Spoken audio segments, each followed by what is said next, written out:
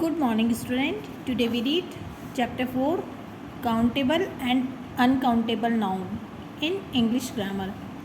तो काउंटेबल का मतलब होता है बच्चों जिसको हम काउंट कर सकते हैं, यानी गणना जिसको हम गिन सकते हैं, और अनकाउंटेबल यानी जिसको हम नहीं गिन सकते हैं. तो ये क्या है? काउंटेबल और uncountable noun. Let us start chapter. We know about singular and plural nouns.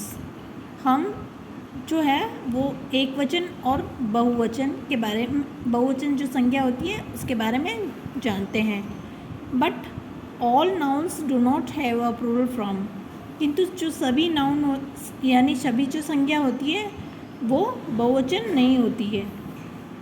Noun that can be counted and have a singular. जो संज्ञा एक वचन होती है और उसको गिना जा सकता है.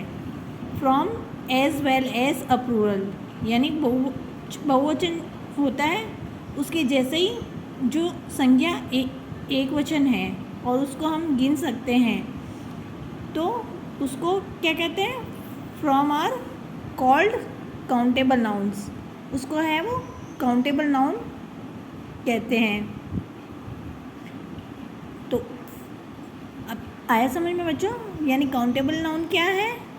काउंटेबल नाउन है जिसको हम काउंट कर सकते हैं, और चाहे वो सिंगुलर है या प्लूरल है, यानी प्लूरल है तो भी हम उसको है वो काउंट कर सकते हैं. जैसे फॉर एग्ज़ाम्पल की का कीज़. तो ये क्या है? काउंटेबल नाउन है. फिर बुक्स तो ये सिंगुलर है बच्चों और ये प्लूरल में है, यानी ये एक वचन और ये बहुवचन है.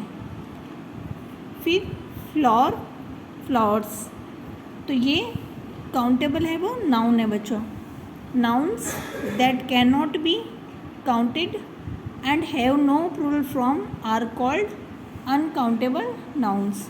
अब यहाँ पे बताया गया है कि वह संज्ञा जो बहुवचन में है और उसको हम काउंट नहीं कर सकते हैं तो उसको हम अनकाउंटेबल है वो नाउन कहेंगे, यानी अगणनीय, जिसको हम गिन नहीं सकते हैं, जिसकी हम गणना है वो नहीं कर सकते हैं, वो अनकाउंटेबल नाउन है वो होती है. जैसे फॉर एग्ज़ाम्पल यहाँ पे बताया गया है बच्चों कि मनी. ये मनी यानी पैसा, जिसको हम हिंदी में पैसा कहते हैं.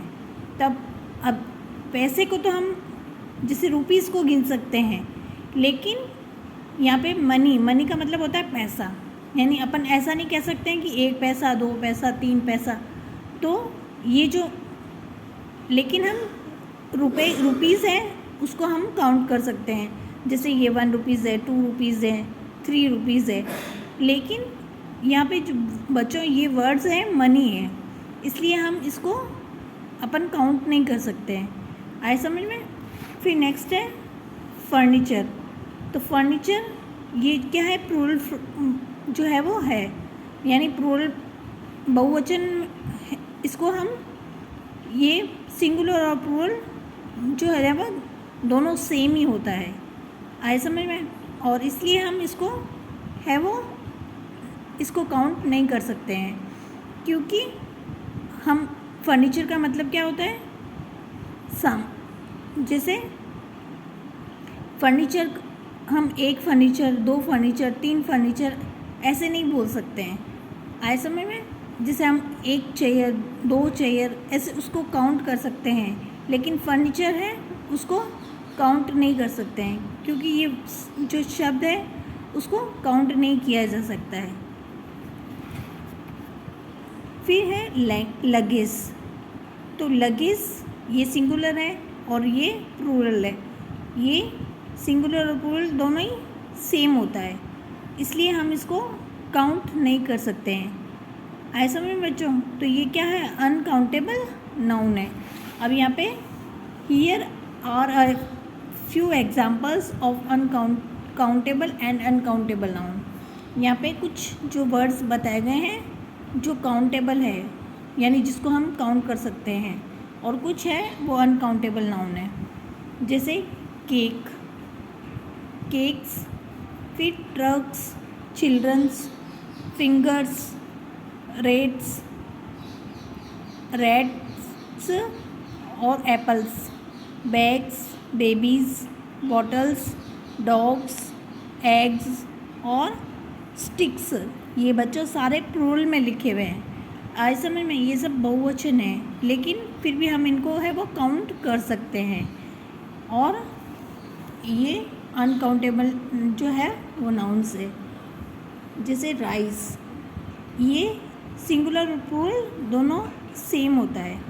शुगर में भी जो सिंगुलर और प्लूरल सेम होगा, लेकिन हम इसको काउंट नहीं कर सकते हैं। जैसे ऑयल है, वाटर है, हम एक ऐसे थोड़ी कह सकते बच्चों कि एक पानी, दो पानी, तीन पानी, इसलिए हम इसको है वो अनकाउंटेबल में लिखा जाता है। फिर advice, power, news, music, work, garbage, bread और क्ले, ये सब क्या है बच्चों, इनको हम अनकाउंट यानी है वो इनको नहीं है वो सकते हैं, इनकी हम गणना नहीं कर सकते हैं, इसलिए ये अनकाउंटेबल है वो नाउन है। तो आए समझ में बच्चों, जिसको हम काउंट कर सकते हैं वो काउंटेबल नाउन है, और जिसको हम काउंट नहीं कर सकते हैं वो अनकाउंटेबल नाउन है। तो आपको ये जो अनकाउंटेबल नाउन्स हैं और जो काउंटेबल नाउन है और जो अनकाउंटेबल नाउन है उसको आपको लर्न करना है वापस।